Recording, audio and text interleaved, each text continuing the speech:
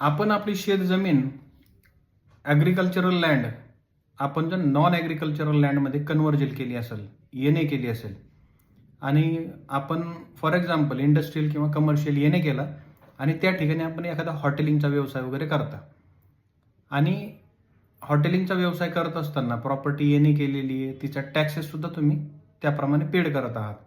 अशा परिस्थितीमध्ये तुम्ही सातबाऱ्यावरती जे आहे तुम्ही येणे प्रॉपर्टी केली आणि त्याचा इफेक्ट द्यायचं तुमच्या सातबाऱ्यावरती राहून गेलं.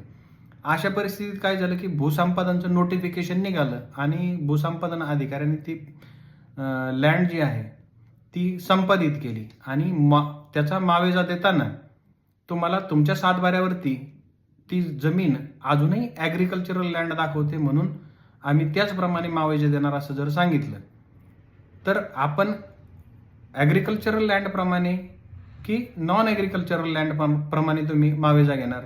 साहजिक आहे की येणे प्रॉपर्टीचा मावेजा जो आहे तो जास्त प्रमाणात मिळतो, म्हणून तुम्ही येण्याचीच मागणी कराल. मग अशा परिस्थितीमध्ये कायदा काय सांगतो?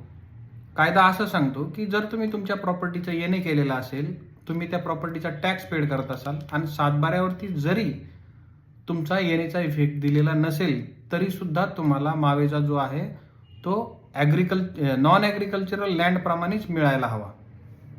मग यासाठी कायद्यामध्ये कुठे आणि काय प्रोव्हिजन दिली तर याच्यामध्ये एक बॉम्बे हायकोर्टचं जजमेंट आहे.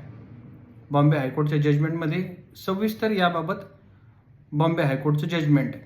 तर ज्यांना कोणाला हवा असेल त्यांनी कमेंटमध्ये नक्की मागवा. त्याचं PDF जे आहे संबंधित व्यक्तीला मिळून जाईल. धन्यवाद.